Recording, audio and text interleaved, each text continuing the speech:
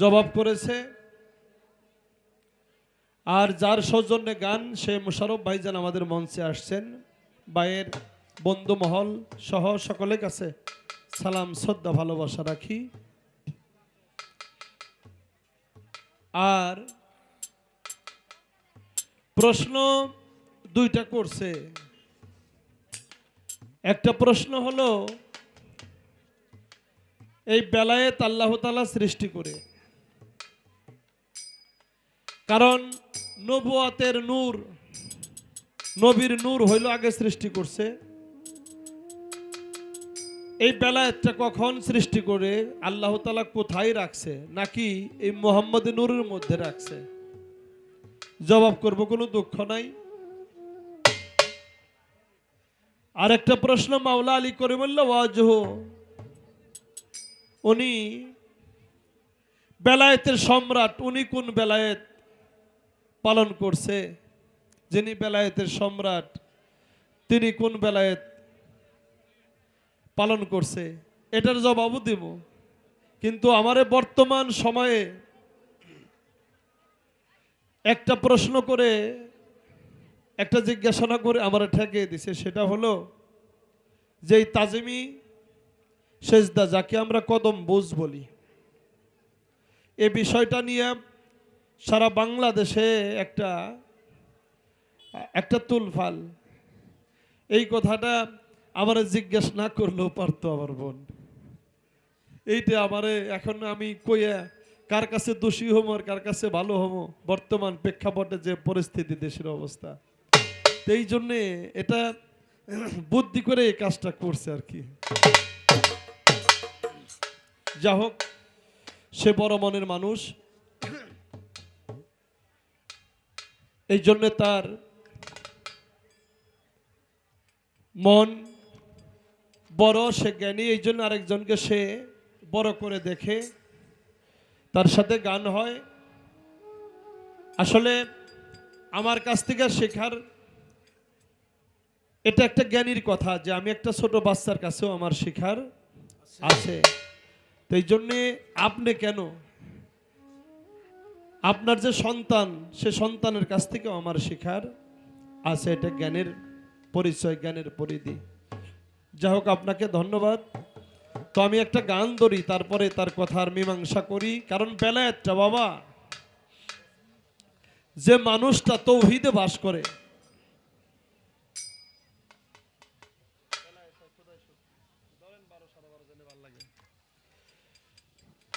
বে প্রথমে হইল বেলায়েত লিখতে বে, তারপরের অক্ষরটা লাগে হইল লাম,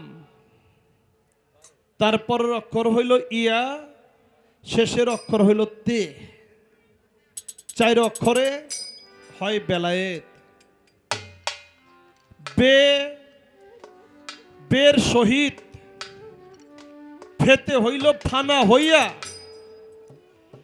বের সহিত ফানা হইয়া, ইয়াতে হইল ইয়াদ আল্লাহ, যিনি আল্লাহতে লয় প্রাপ্ত হইয়া আল্লাহর বস্তু লাভ করে, তেতে হইলে তৌহিদ, যিনি তৌহিদে বাস করে তিনিই হইল একজন বেলায়েতের মহাজন। বিষয়টা খেয়াল করবেন। তাহলে যে মানুষটা ফানা হইয়া, আল্লাহর রাহে ফানা হইয়া, যে মানুষটা তৌহিদে আল্লাহর বস্তু লাভ করে, যে তৌহিদে বাস করে, তিনি বেলায়েতের একজন মহাজন। এই বেলায়েতটা আসলে কি, সেখানেই আমার একটি গান, তারপরে প্রশ্নের জবাব চেষ্টা করব করার জন্যে।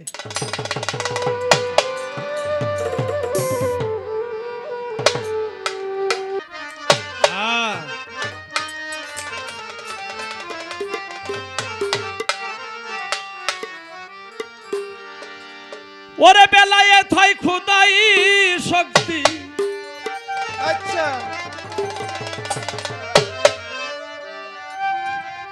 ওরে বেলায়েত হয় খোদাই শক্তি সিনারেলে, বলছে যারে জানগা মুর্শিদ ধরে গেলে পাবি, গেলে পাবি মুর্শিদের দরবারে।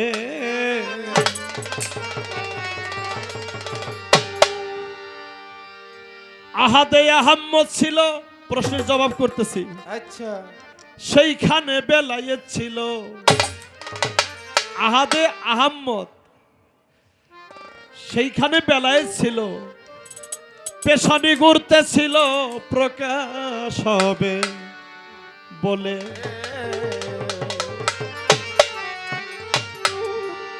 আল্লাহ তাআলা যখন একা ছিলেন, একা কুনতু কানজান মাখফিয়ান, আল্লাহ তাআলা যখন গুপ্ত ধনাগারে, উনি চিন্তা করে কল্পনার জগতে ডুবলেন। কল্পনার জগতে ডুবলেন, উনি প্রকাশ হবে। কিভাবে প্রকাশ হবে? প্রথমেই নূর ঝরাইতে পারে নাই। উনি প্রথমে সৃষ্টি করলেন ইশক, আওয়ালুমা খালাকুল্লাহ ইশক, ইশক সৃষ্টি করলো। ইশকে তো মানুষ মাতোয়ারা হয়, বেহোশে কোনো বন্দিগি হয় না। এই জন্য আল্লাহ তাআলা পয়দা করলেন আওয়ালুমা খালাকুল্লাহ, আকল মানে জ্ঞান পয়দা করলো আল্লাহ। আল্লাহ তাআলা সেই জ্ঞানের উপরে দাঁড়ায়া ধ্যান করে, উনি সেই ধ্যানে উনি এই নবী মুহাম্মদ সাল্লাল্লাহু আলাইহি সাল্লামকে দেখতে পায়। না দেখলে সৃষ্টি করতে পারতো না। আল্লাহ তাআলা সেই ইশকে মাতোয়ারা হইয়া, নিজের প্রেমেই নিজে মাতোয়ারা হইয়া, উনি সেই জ্ঞানের উপরে দাঁড়াইয়া উনি ধ্যান করে। সেই ধ্যানের মধ্যে উনি নবী মুহাম্মদ সাল্লাল্লাহু আলাইহি সাল্লামকে দেখে। এই জন্যই উনি এই নূর মুহাম্মদকে সৃষ্টি করতে পারছেন, তাছাড়া পারতেন না। এই জন্যই বেলায়েতটা হলো খোদাই, শক্তি, পাওয়ার, শক্তি। ওই শক্তি যার মধ্যে ধরা পড়ে তিনি হয় আমার বাহের পাগল, তাই হয় না? আমার দাদা আব্দুর রশিদ সরকার একটা গান লেখছে, আল্লাহর আদেশ নিষেধ এই দুনিয়ায় যেই মনটাতে বাস্তবায়ন হয়, ওই মন গেছে আল্লাহর আরশ হইয়া, যেই আরশের মধ্যে আমার আল্লাহ থাকে। আল্লাহ কয় ও হইল অলি, আমি আল্লাহ, দুইজনে মিলা হইল অলি আল্লাহ। আমার বাহের পাগল অলি আল্লাহ।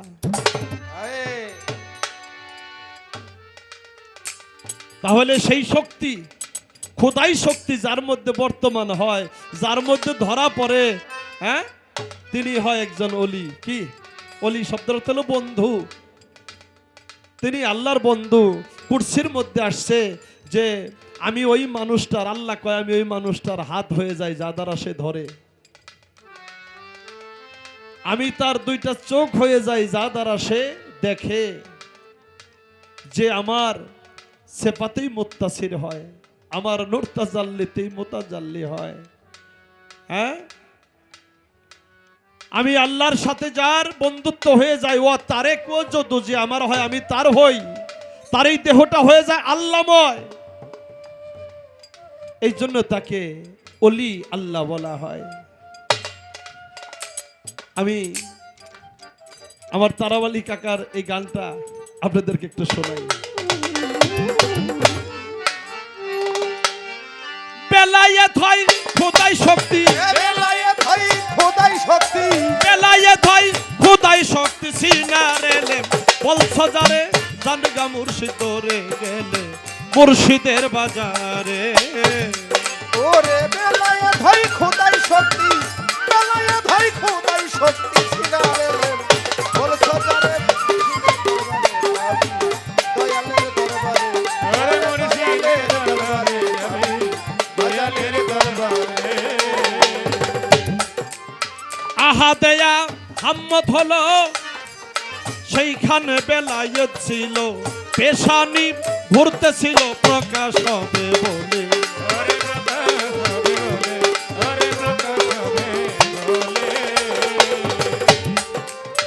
আব্দুল্লাহর ঘর আলু করে রসুল আসিলেন,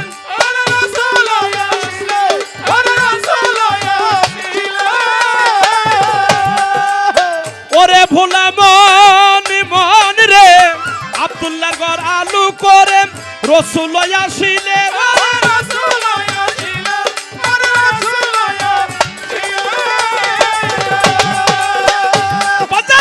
মুহাম্মদ মুস্তাফা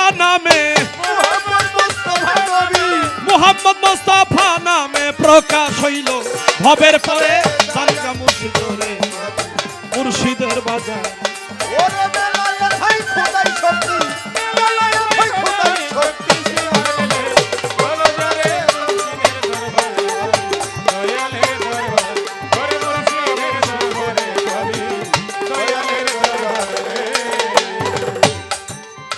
বেলায়েতি শক্তির জোরে আচ্ছা হেরা পর্বতের ভিতরে আরে বেটা ধ্যানে ছিলাম পয়গাম্বরে মাওলাজির দিদারে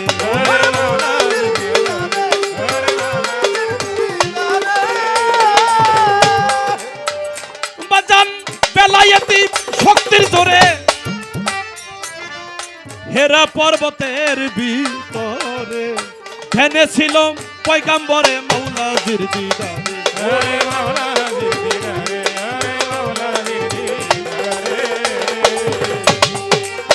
পবিত্র কুরআনের বাণী আল্লাহ নাজিল করে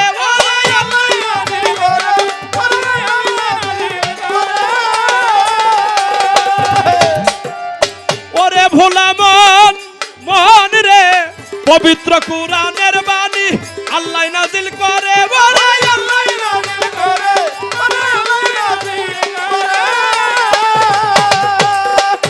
বাজান বেলায়েতি শক্তির জোরে বেলায়েতি শক্তির জোরে কুরআন নাজিল ভবের পরে জানগা মুর্শিদরে মুর্শিদের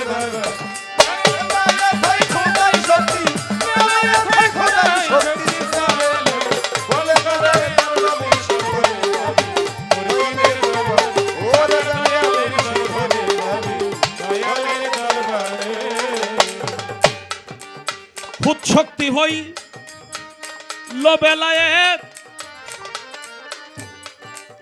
যেখানে রয় জীবের হায়াত আচ্ছা বাজান যারা হয়া হালে বায়াত তারাই জানতে পারে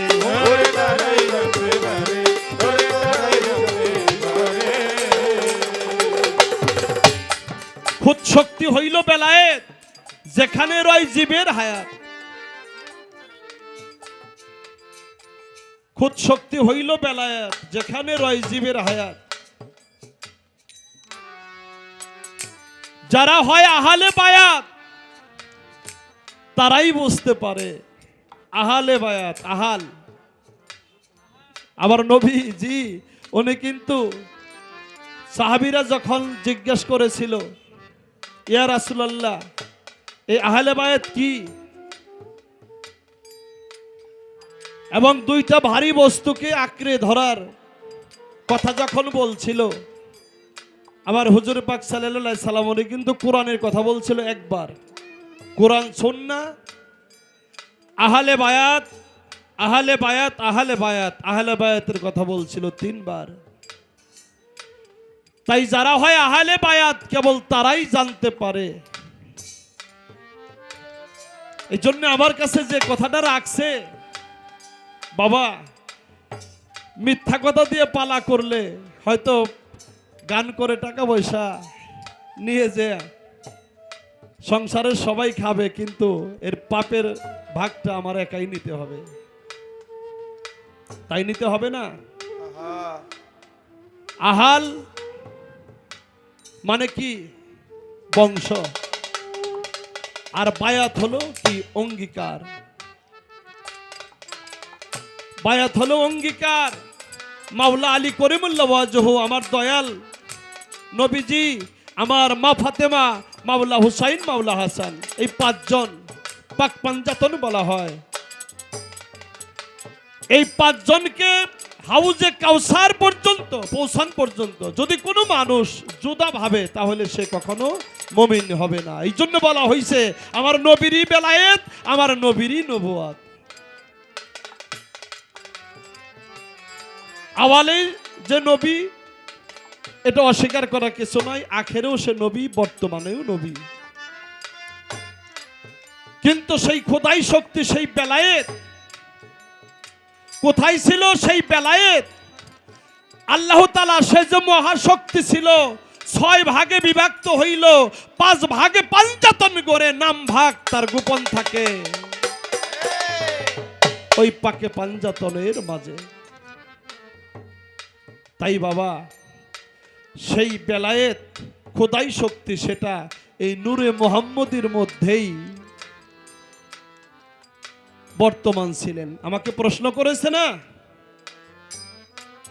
সেই বেলায়েত কোথায় ছিল সৃষ্টি করে? আসলে বেলায়েতটা বাবা আসলে এটা সৃষ্টি না, এটা হলো স্রষ্টা। বেলায়েত হলো স্রষ্টা, যিনি সৃষ্টি করে সেই স্রষ্টা খোদাই শক্তি, এটা হলো নূরে মুহাম্মদীর মধ্যে বর্তমান হয়েছিল।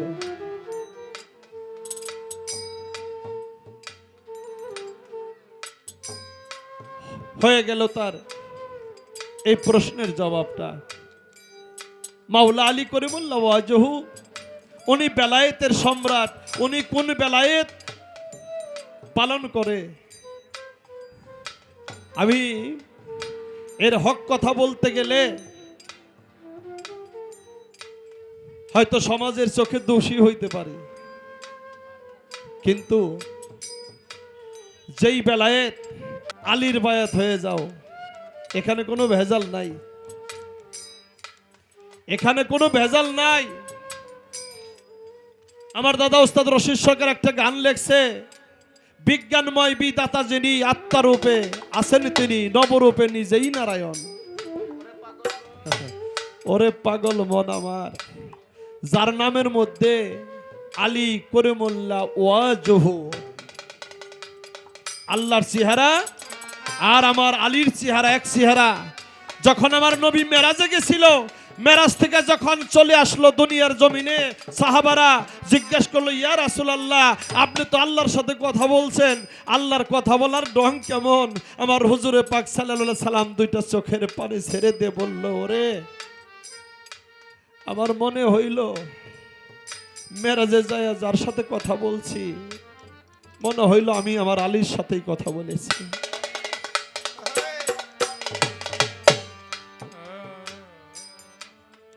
এই জন্য মাওলা আলী হলো জীবন্ত কিতাব। মাওলা আলী কোরআন, সেই কিতাব যেই কিতাবের সন্ধান কেউ না পাইলে না করলে সে মালিকের সন্ধানও পাইল না। এই জন্যে ইবনে আব্বাস জিজ্ঞেস করেছিল, ওই যে সূরা ফাতিহার তাফসিরের কথা, যে আমাদেরকে কোরআন তাফসির করে শোনাবেন। উনি সূরা ফাতিহার তাফসির করে বারবার। ইবনে আব্বাস উনি দাঁড়ায় বলল যে হুজুর গুস্তাকি মাফ করবেন, সারা রাত্র যদি শুধু ফাতিহার তাফসিরই করেন, বাকি কোরআন কখন কবে শোনাবেন? তখন মাওলা আলী করিমুল্লাহ ওয়াজহু বলছিল, যে ইবনে আব্বাস শুনে রাখো, এই সারা কোরআনের যে সার সংক্ষেপ সেটা হলো এই সূরা ফাতিহা, যাকে বলা হয় উম্মুল কোরআন, কোরআনের জননী। এই সূরা ফাতিহার সারাংশ হলো বিসমিল্লাহির রহমানির রাহিম, আর এই বিসমিল্লাহির রহমানির রাহিমের সারাংশ হলো বে অক্ষর, আর এই বে অক্ষরের সারাংশ হলো বের নিচে নুক্তা।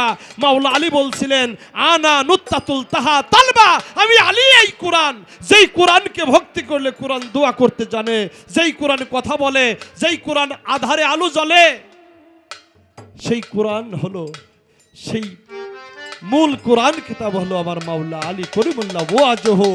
তাই উনি বেলায়েতে বিল আসালত বলা হয় যাকে, কিতাবে আসছে যেটা, উনি সেই খুদাই শক্তি, সেই বেলায়েত উনি পালন করে, নিজেই বেলায়েত, নিজেই বেলায়েত উনি। আরেকটা প্রশ্ন আছে, জবাব করব, যে জটিল কথাটা জিজ্ঞেস করছে, গানটা শেষ করি।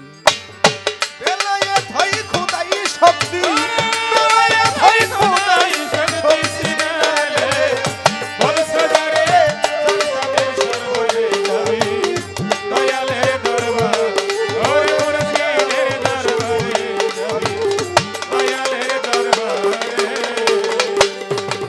গাদি রেখো মের ভিতরে সেদিন দিনের পয়গাম্বরে, আলীকে লক্ষ্য করে বুঝাইলেন সবারে।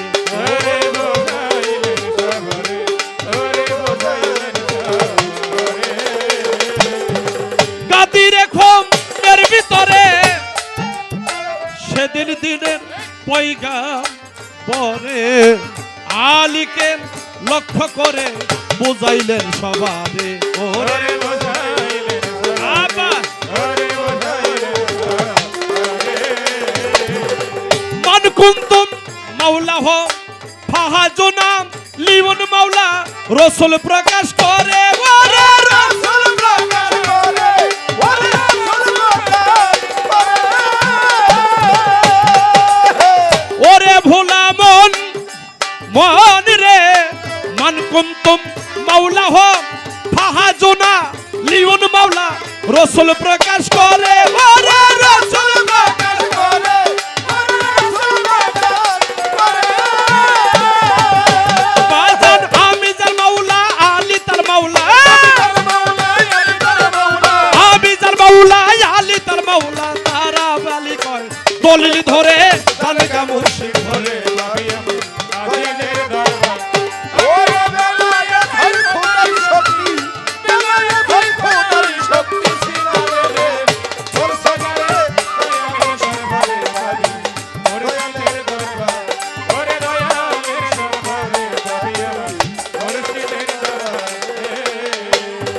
মহাজনী গানের ছন্দ আচ্ছা পড়লাম আমি শেষ সামনে বাইরে দুই এক কথা বলিব বিশেষ জটিল প্রশ্নটাই রয়ে গেছে জটিল প্রশ্নের মধ্যে এই যে আমরা যে তাজিমি সেজদা কদম বুঝ যাকে বলা হয় এটা করি এটা আসলে জায়েজ কিনা বাবাজিরা আমরা কিছু মানুষ বলে থাকি সূরা ইউসুফের 100 নম্বর আয়াতের মধ্যে ইউসুফ নবীকে অনেক বড় ঘটনা বলবো না ইউসুফ নবীর যে 10 ভাই ইউসুফ নবীকে দিয়ে 11 জন হ্যাঁ ইউসুফ নবীর 10 ভাই এবং তার মা বাবা সবাই ইউসুফ নবীকে সেজদা তাজিম করছিল এই আয়াতটা আল্লাহ তাআলা কোরআনের অন্য কোন আয়াত দিয়ে রহিত করে নাই কারণ কোরআনের একটা আয়াত 10,000 হাদিস দিয়ে সেটাকে বাদ করা সম্ভব না অনেকেই কয় তাইলে আমরা বড় ইউসুফ নবীর উম্মত না আমরা সেই সেজদা তাজিম করবো আচ্ছা বাবা ইসমাইল জাবিউল্লাহ ওনাকে যখন কুরবানি করবার জন্য নিয়ে যায় ইব্রাহিম খলিলুল্লাহ বাবায় আপনারা ঘটনা জানেন যে জবাই করতে যায় ছোরার আঘাতে ইসমাইল নবীর গলা কাটে না অবশেষে ছোরাটা রাগ করে ফেলে দেয় ছোরায় পাথর কাটে ইসমাইল নবীর গলা কাটে না বাবা ইব্রাহিম নবী আবার সেটাকে তুলে এনে যখন গলার মধ্যে পোষাইতে থাকে আল্লাহ তাআলা তাকে সরাইয়া নিয়ে বেহেশত থেকে একটা দুম্বা এনে ছোরার নিচে দেয় ওই দুম্বাটা জবাই হয়ে গেল আচ্ছা সেইটা আমরা এই যে ঈদুল আজহা যে ঈদটা আসে কুরবানি ঈদ কই সেটা আমরা মানি না সবাই বলেন মানি ওটা তো খাও না আচ্ছা আমরা তো ইসমাইল নবীর উম্মত না এইটা মানতে খুব জোর মাংস খাইতে খুব আরাম এইটা মানতে আর কোনো অসুবিধা আমাদের হয় না আর হুসাইনি মুসলমানরা কোরআন মতে যেই কাজটা করে এইটা মানো নিজেই না কেন রে ভাই এক মুখে দুই কথা কেন আল্লাহ তাআলা আদম আলাইহিস সালামকে সৃষ্টি করে সেখানে সমস্ত ফেরেশতাদেরকে হুকুম করছিল। তার আগে অনেক অনেক গল্প। ফেরেশতা এবং আদম আলাইহিস সালামের মধ্যে প্রতিযোগিতা হয়, প্রশ্নের প্রতিযোগিতা। ফেরেশতারা জবাব দিতে পারে না, আদম আলাইহিস সালাম জবাব দেয়। আল্লাহ কয় আমার আদম জ্ঞানী, ওয়াইজিকাল রাব্বুকা মালাইকাতাহি ইন্নী জাইনুল ফিল আরদে খলিফা, আমি আদমকে জ্ঞানী করেছি, খেলাফত দান করেছি। মালাইকাতাহি মানে ফেরেশতা মণ্ডলী, তোমরা আমার আদমকে সেজদা করো। আল্লাহর হুকুমে যারা সেজদা করছে, হ্যাঁ, ওই যে আল্লাহ কইছে ইন্নাল্লাহা খালাকা আদম আলা সূরাতিহি, আমি আমার নিজের সূরতে আদম সূরত করছি।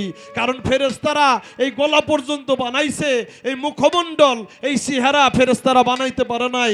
আল্লাহ তাআলা বললেন, হে ফেরেশতারা, মিম নুকাবের কালো গিলাপ দিয়ে তোমরা ডেকে রাখো।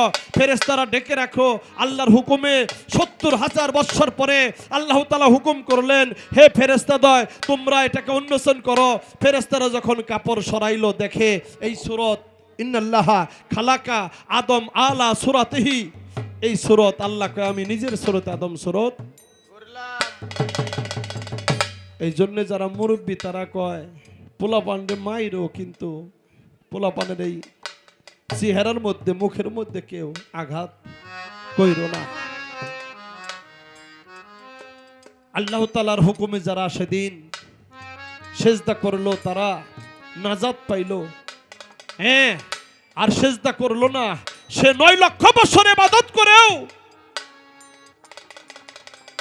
সে হয়ে গেল বিতাড়িত শয়তান।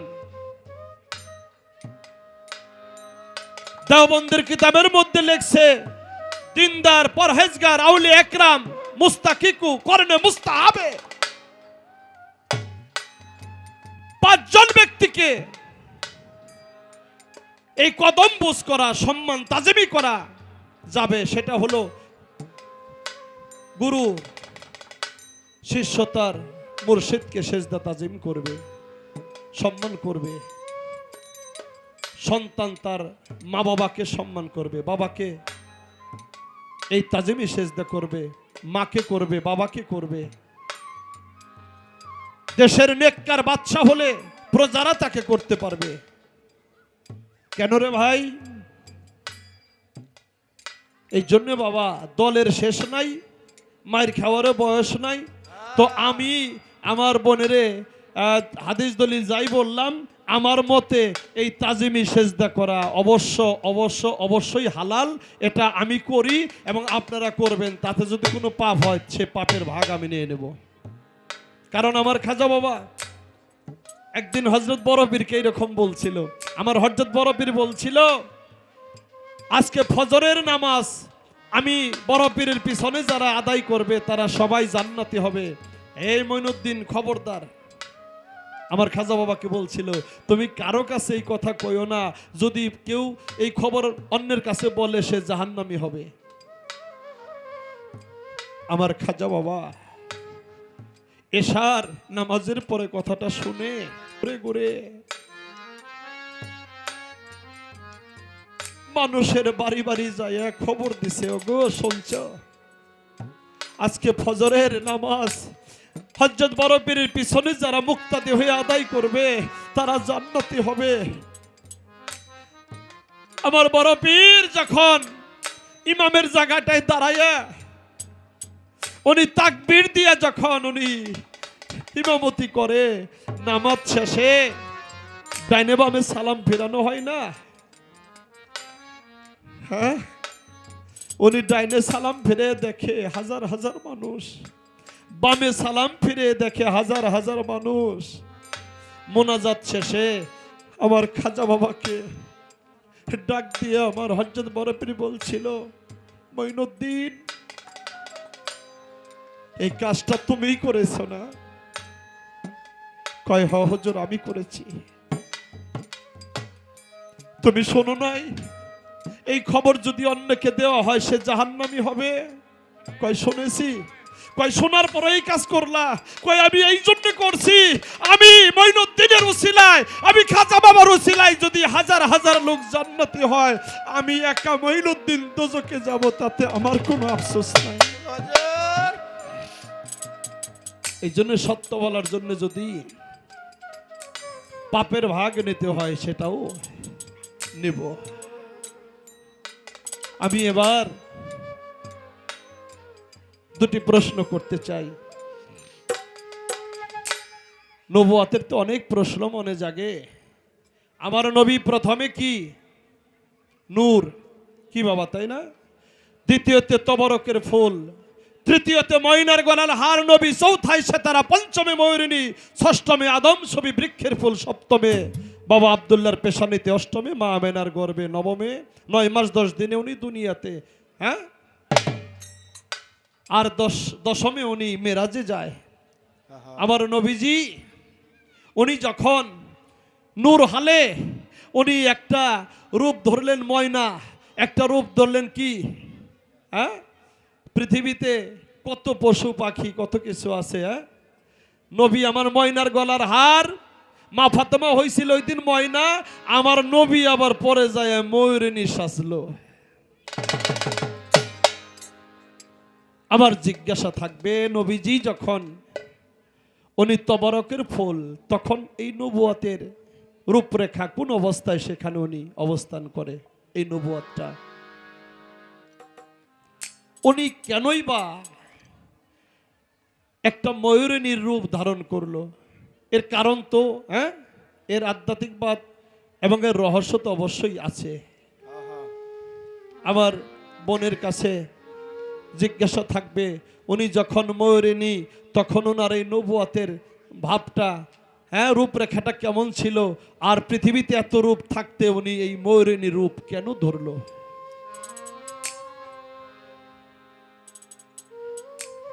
প্রশ্নগুলো বুঝতে পারছেন বাবাজিরা? কেন, আসলে এর কারণ কি, রহস্য কি, এবং তখন এই নবুয়তের রূপরেখা অবস্থান কেমন ছিল জানা দরকার আছে না?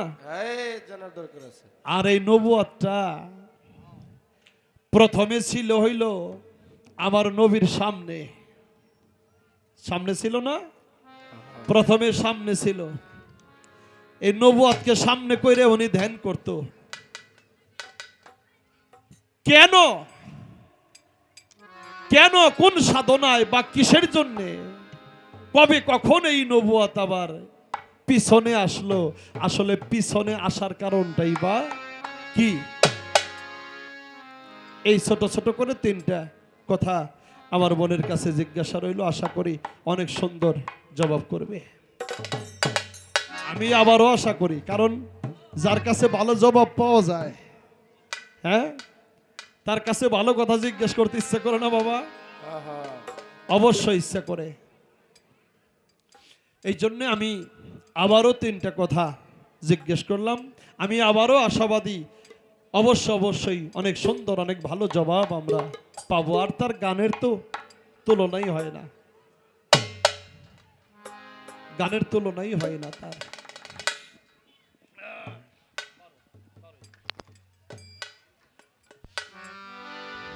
এবার আরেকটি গান করব, তারপরে দেখা যাক কোন দিকে আজকের যিনি নবুয়তের পক্ষে গান করতেছেন কোন দিকে নিয়ে যায়, সেদিকেই চেষ্টা করব গান করার জন্য। বাবারে, বেলায়েতটা হলো এই অজুদের মধ্যে, আরেফেল অজুদের মধ্যেই বেলায়েতকে খুঁজবেন, এখানেই বেলায়েত লোকায়িত। এই জন্যে আমাদের খালেক দাউন সাহেব একটা গান লেখছে। কি গান? ওরে বাবা, মানুষের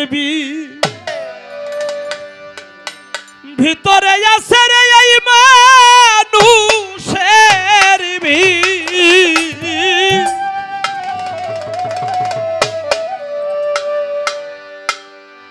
এই মানুষের ভিতরে আছে আমার শায়েলাহির বারাম খানা।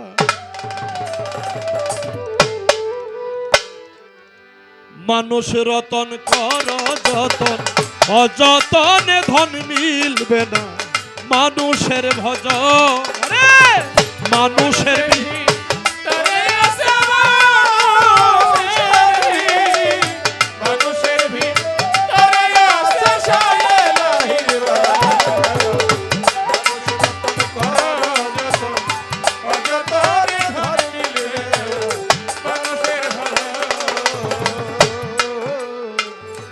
নহে খুদা আসমানেতে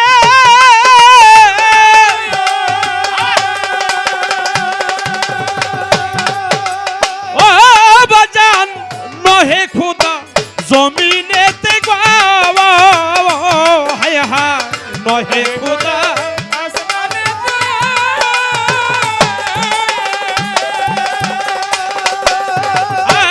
বাজান নহে খুদা জমিনেতে গো সেতে বসত করে মমিনেতে বসত করে বাবা বসত করে মমিনেতে মমিন সিনে কর সাধনা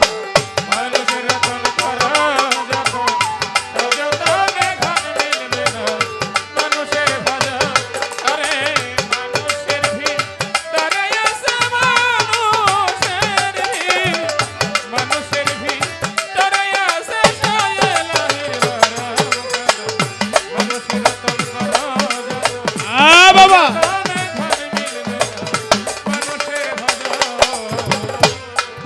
সাইজি লালন কি বলছে মানুষ ছাড়া খেপারে তুই মূল হারাবি হ্যাঁ মানুষ ভজিলে সোনার মানুষ হবি এই জন্যে বাবা খালেকদন সাহেব বলছে নহে খুদা আসমানেতে নহে খুদা জমিনেতে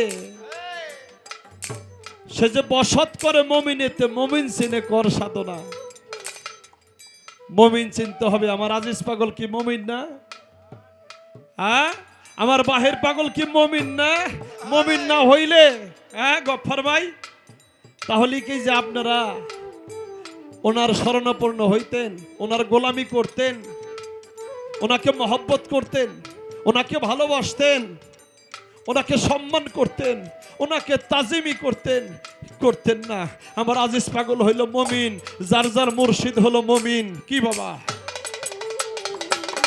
শুধু মমিন না আল আকরাবু মমিন আল কাবা একজন মমিন ব্যক্তি খানায় কাবা হইতেও অতি উত্তম সেই জন্য বাবা আমরা তো গান গাই এই গান করতে যাই একটা হালাতের উপরে যখন পৌঁছিয়ে যাই তখন ওই শিল্পীটা শুধু শিল্পী থাকে না ও শিল্পী থাকে না আরেকটা জগতের মধ্যে আরেকটা ভাব আরেকটা পরিচয় তার বের হয়ে আসে আপনাদের একটু কষ্ট দেই সেটা হলো শেখ শিবলি রহমতুল্লাহ আলাইহি উনি যখন বাগদাদের মাটিতে যাইয়া তাবু গাড়ে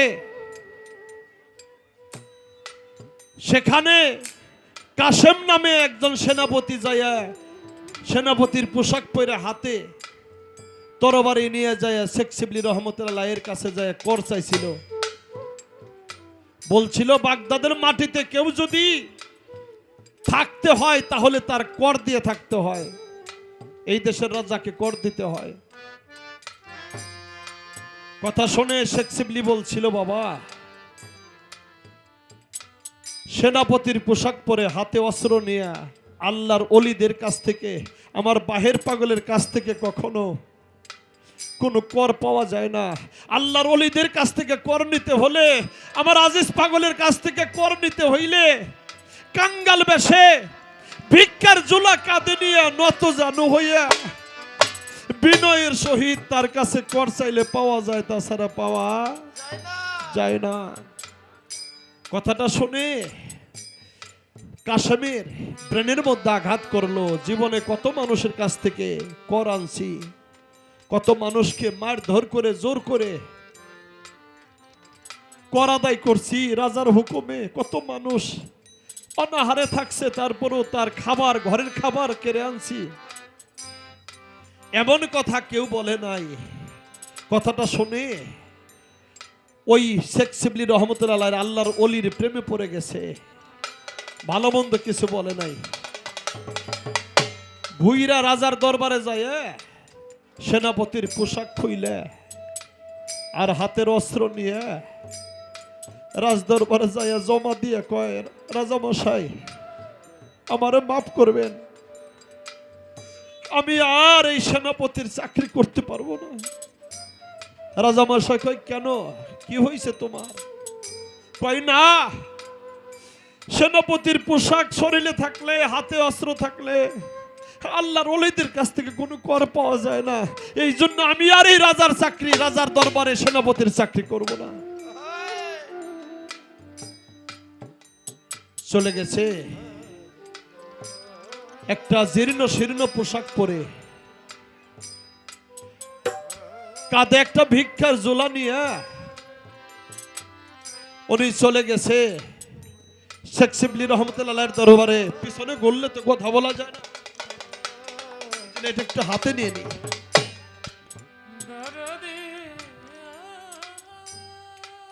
শেখ শিবলি রহমতুল্লাহ কাছে যাইয়া নত জানু হইয়া সেদিন দুইটা চোখের পানি ছেড়ে দিয়ে কাশেম বলছিল, দয়াল আমার গায়ে আর সেনাপতির পোশাক নাই, হাতে অস্ত্র নাই, আমি কাঙ্গাল বেশে, আমি কাঁধে ভিক্ষার ঝুলি নিয়ে তোমার সামনে নত জানু হয়ে দাঁড়াইছি। দয়াল তুমি আমাকে গোলাম হিসেবে স্বীকার করে নাও। শেখ কাশেমের কথা শুনে, বিনয় শুনে আল্লাহর ওলি শেখ শিবলি রহমতুল্লাহ সেদিন তাকে মুরিদ করে নিয়েছিল। মুরিদ করার পরে 13টা বৎসর গোলামি করে, কথাটা খেয়াল করবেন, 13টা বৎসর গোলামি করার পরে এরকমই একটা মজলিসের মধ্যে শেখ শিবলি রহমতুল্লাহ সকল ভক্ত, বহিরাগত মানুষও ছিল, অনাভক্ত ছিল, জিজ্ঞেস করেছিল, তোমরা কি কেউ কখনো আল্লাহকে দেখেছো, খোদাকে দর্শন করেছো? সেদিন কেউ স্বীকার করে না, কেউ জবাব দেয় না। একমাত্র কাশেম দয়ালের পাশে দাঁড়াইয়া বাতাস করতে থাকে, জোরহাত করে বলছিল, দয়াল কথাটার জবাব আমি দেই। দয়াল কয় ঠিক আছে, তুমি যদি দিতে পারো দাও। শেখ শিবলিকে তখন ভক্ত কাশেম বলছিল, দয়াল আল্লাহ দেখতে কেমন হয় আমি তো কোনোদিন দেখি নাই, আমি দেখছি আমার বাহির পাগল রে, আমি দেখছি আমার আজিজ পাগল রে, আল্লাহ দেখতে কেমন হয় আমি দেখি নাই, আমি দেখছি তোমারে, আমি তোমার হাতে হাত দিয়ে আমি জিন্দা মরা মরে গেছি, তোমার কাছে আমি বিক্রি হয়েছি দয়াল, তাই আমি মুর্শিদ রূপেই সাই, আমি তোমাকে সাব্যস্ত করেছি দয়াল। কথা শুনে আল্লাহর ওলি শেখ শিবলি বলল, শরীয়তের বিচারে বেল গাইবে কিনা আল্লাহকে দেখা যায় না, তুমি যেহেতু লোক মাঝে হাটে হাড়ি ভাঙছ, আল্লাহকে তুমি দেখেছ, এই শরীয়তের বিচারে আমি রায় দিলাম, তোমার মৃত্যুদণ্ড আমি রায় কার্যকর করে দিলাম। আর সেই মৃত্যুটা স্বাভাবিক মৃত্যু হবে না, স্বাভাবিক মৃত্যু হবে না, তোমার হাত পাও বেঁধে বস্তার ভিতরে ভরে ওই দিজলা নদীতে তোমারে ফেলে দিবে। যদি তুমি তোমার খোদাকে যদি দর্শন করে থাকো, তাহলে তোমার খোদা তোমাকে বাঁচাবে, তোমাকে রক্ষা করবে। তরিকের ভাই মুর্শিদ যখন ভক্তদেরকে হুকুম করলো যে যাও কাশেমের হাত পাও বেঁধে তোমরা দিজলা নদীর কাছে নিয়ে যাও, তরিকের ভাইয়েরা কিন্তু সেদিন শেখ শিবলি রহমতুল্লাহর দুইটা চরণে পড়ে কান্নাকাটি করেছিল, দয়াল ও তো আমাদের ভাই, ওরে ক্ষমা করা যায় না।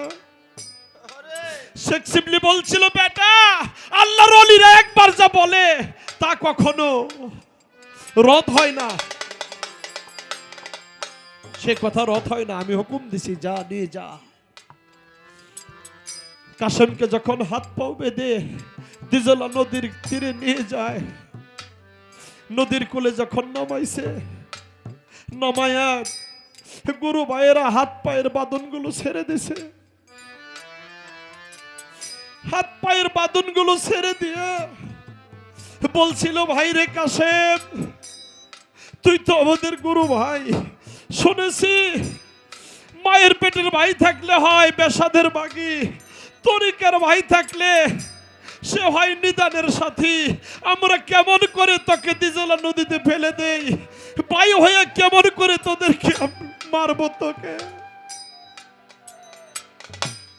যা, তোকে ছেড়ে দিলাম, তুই অন্য কোনো দেশে যাইয়া পালাইয়া তুই বাইসা থাক।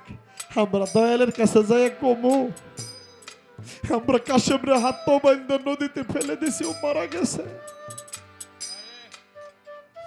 কাশেম হাউ মাউ করে কেঁদে উঠে বলছিল, ওরে তরিকার ভাই, তোরা আমার কেমন তরিকার ভাই,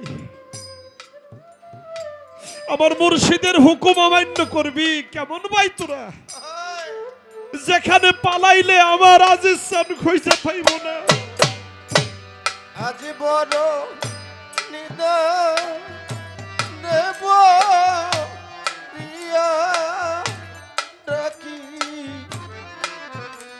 রহিলা কোথায় রে বাহে, ওরে বড়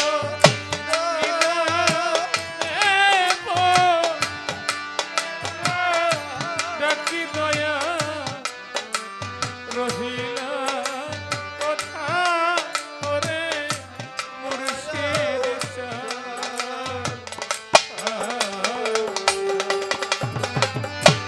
ও বাহের যা,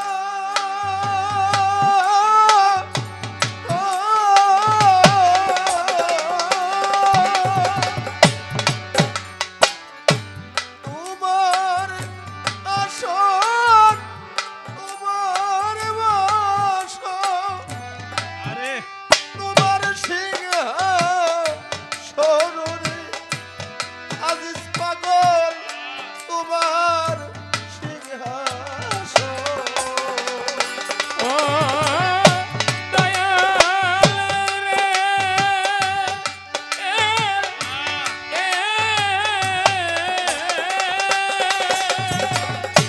তোমার আসন, তোমার বাসন, তোমার সিংহাসনে রফিক শাহ বাবা, তোমার সিংহাসন। ওরে তুমি নিজ গুণে নায়াসিলে রে রাজা, আব্বা, নিজ গুণে নয়া দিলে ভাষা, নিজ গুণে নায়াসিলে কে জানিতে পারে রে দয়া। ওরে বড় নিদা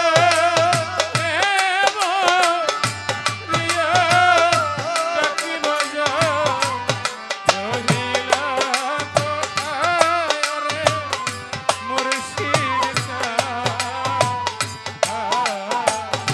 আরে তুমি রহিলা কোথায়, ওরে দয়া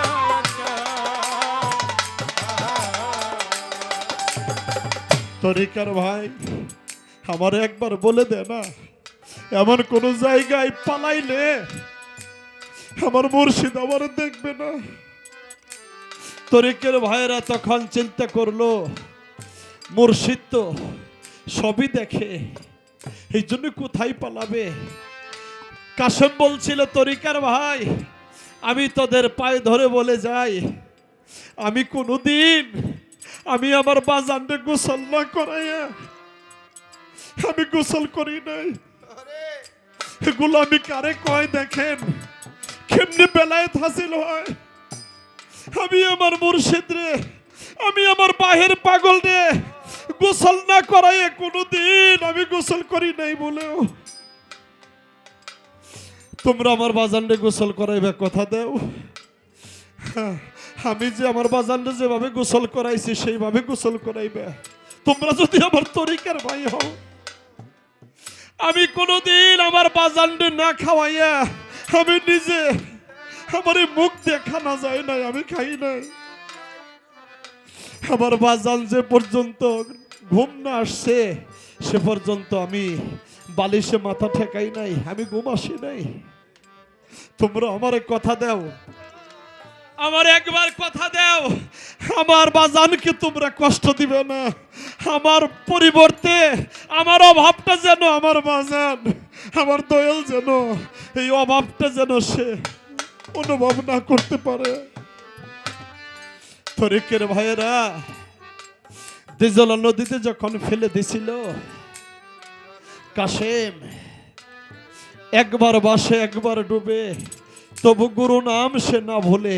কারণ তার খেয়ালের হাত দিয়ে তার মুর্শিদ শেখ শিবলির চরণ দুটি সে জড়িয়ে ধরেছিল। তাই জগতের যত ভক্তদয় আশেকানি তরিকতের মানুষ প্রত্যেকেই সেই খেয়ালের হাত দিয়া আপন আপন মুর্শিদের সেই চরণটাকে জড়িয়ে ধরলে, যাতে মুর্শিদের ছায়া তলে মুর্শিদের গোলাম চরণ দাসী হয়ে থাকা যায়।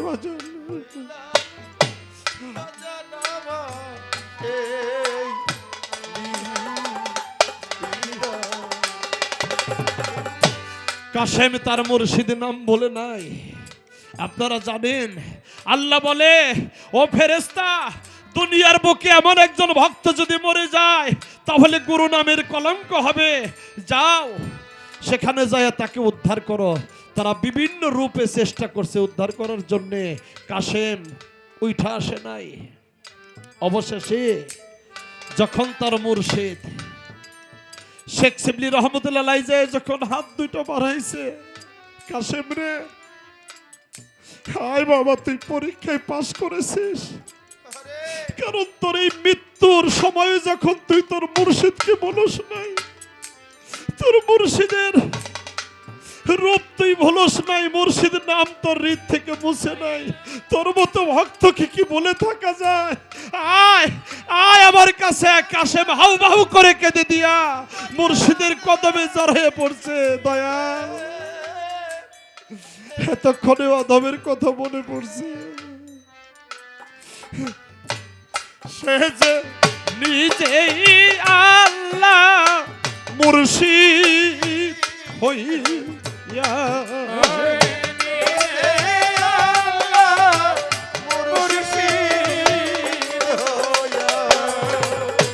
সে যে নিজে আল্লাহ মুর্শিদ হইয়া ভক্তরে উদ্ধার করতে সে রে মুর্শিদ রূপে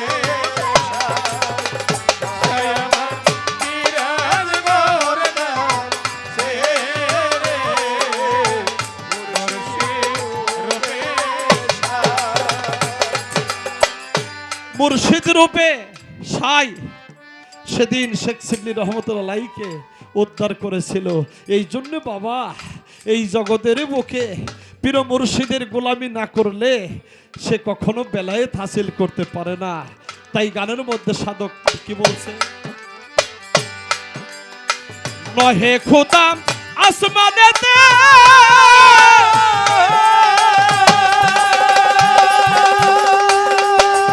ও বাজান, নহে খোদা জমিনেতে গাওয়ায়, হায় হায় নহে খোদা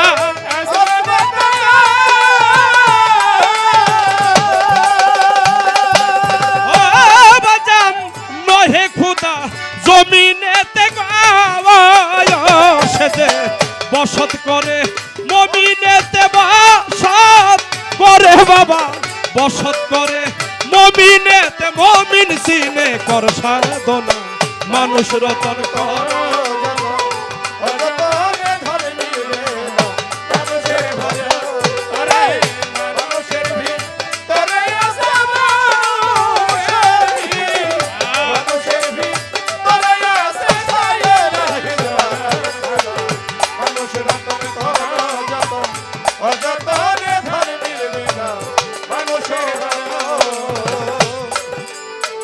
এই মানুষে মানুষ আছে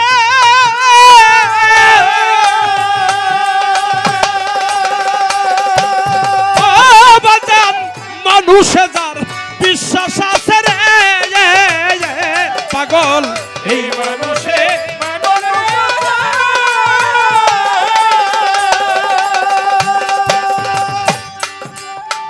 আমার বাজান মানুষে যার বিশ্বাস আছে রে পাগল চৈতন্য জ্ঞান তার ভয় আছে চৈতন্য জ্ঞান বাজান চৈতন্য জ্ঞান যার ভয় আছে তার সাথে সারিলে না মানুষের মন করা যত অযতনে ধরিলে না মানুষের ভজন হায় হায় মানুষের ভিতরে আছে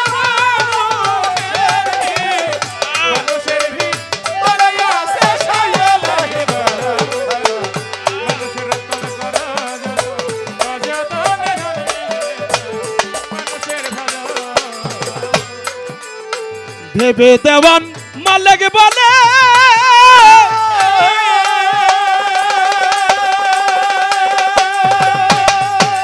ও বাজান মানুষ বোঝে খোদা মিলে গো হায় হায় ভেবে দেওয়া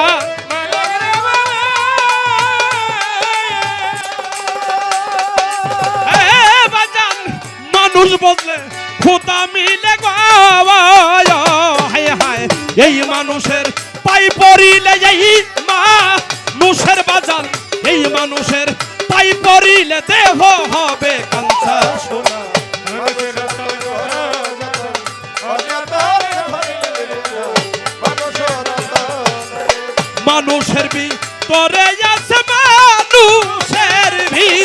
মানুষের ভিতরে আছে সায়েলাহির বারাম খানা মানুষ রতন কর যতন অযতন ধন মিলবে না মানুষের ভজন মানুষ রতন কর রে যতন অযতনে অযতনে কারো ধন ধন মিলবে না